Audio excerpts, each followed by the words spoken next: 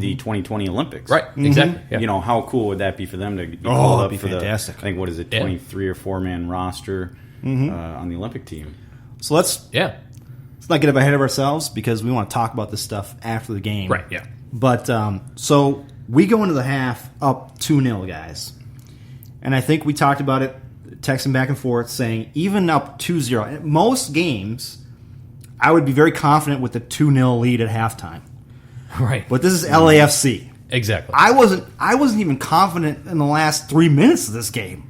Yeah. I mean, they can score goals in bunches, and you, David, I think you made the comment of they need to hold them scoreless until the 70th minute before. Yes, yeah. I mean, I remember, and I at that time agreed with you, but I think watching the game, I don't think I was comfortable until it got into added time. Yeah, I wasn't even comfortable. Stoppage time. For me, I was like, you know what? If they can hold them scoreless till 70, they might get a goal.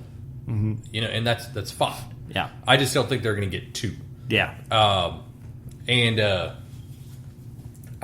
for me, maybe that was a little bit of a overconfident statement. Yeah. Maybe I should have said the 80th minute. Well, you could be overconfident because we were up 2-0. And that's the thing. Like, I just felt like we were defending very well. I mean, Brent Kelman was spot on. He was. Boxall was just as good. Ike was fantastic. I mean, even Mwembe, he was doing very well on the left. He looked great. Romain was doing just as well.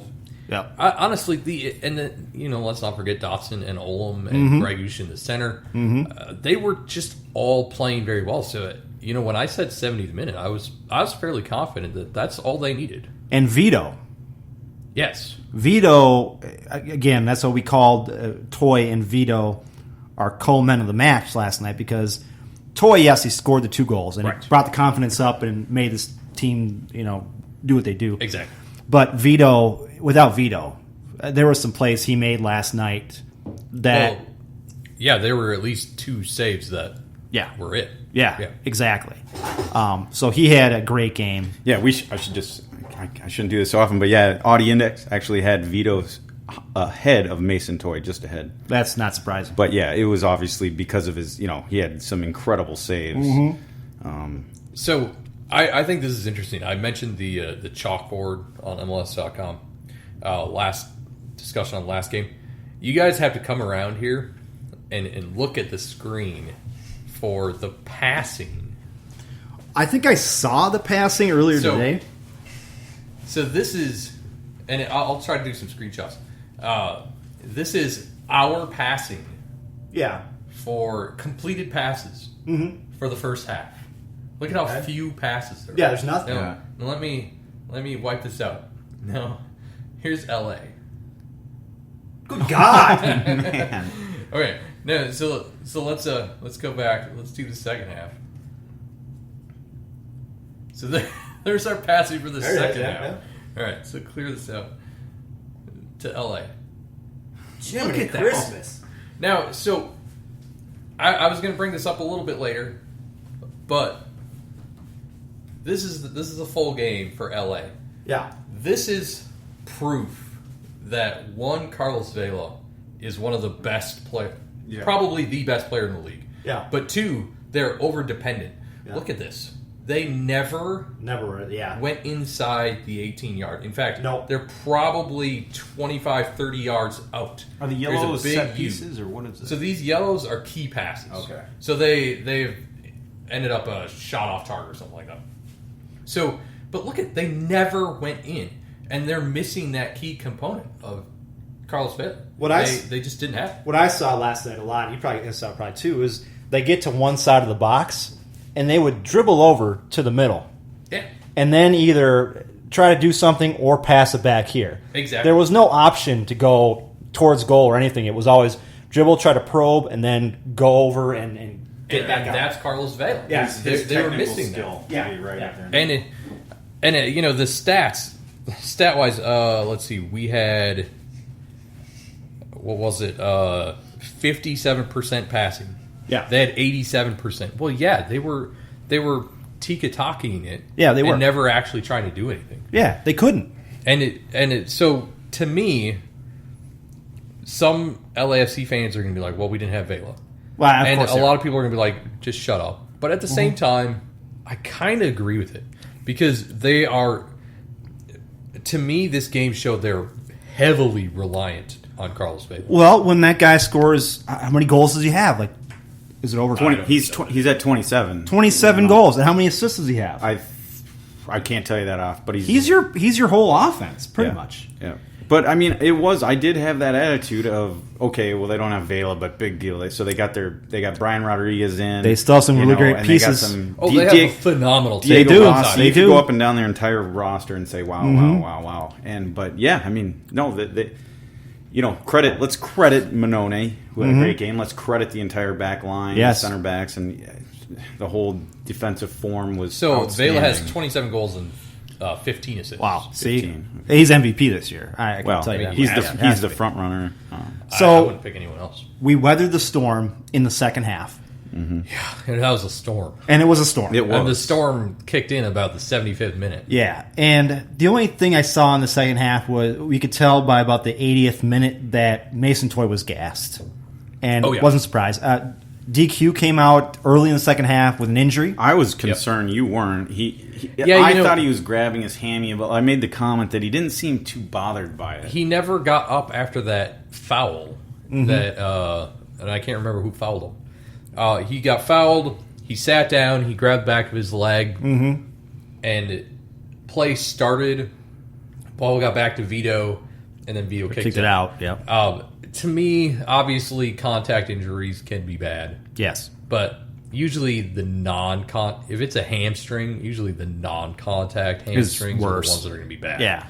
And so the where he was grabbing, I suppose there's a chance it could have been a knee issue. Yeah. In the back of the knee. And obviously, I'm not a physician of any kind. So take everything I say as bullshit. Okay. But, I mean, it's one of those things where I just think the fact it was contact, he was limping. He was. So to me, a lot of times, some of those really bad injuries, they actually walk off like there's nothing wrong. Yep, that's right. Because it's internal and you just don't.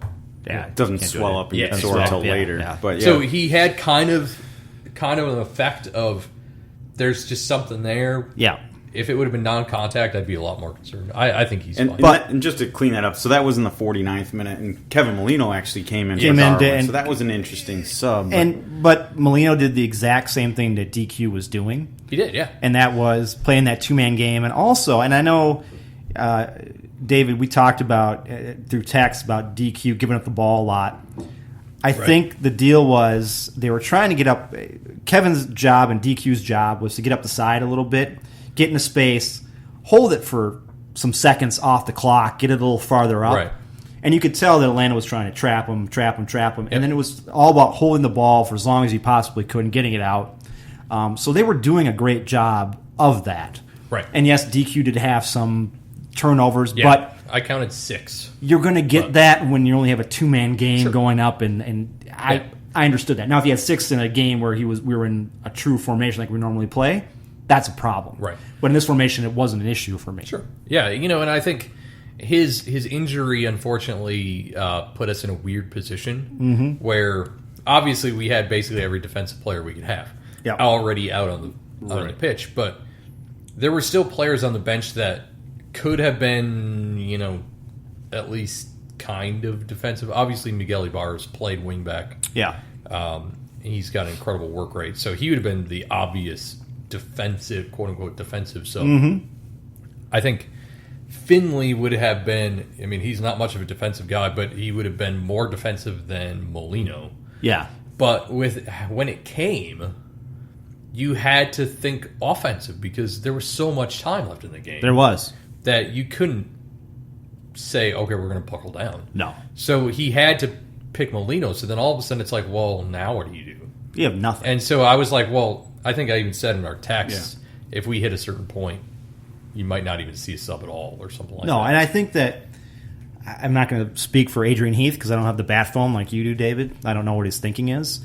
But I have a feeling that when he went into the half, he talked to his team. I believe he said, look, guys, it's worked out for the first half.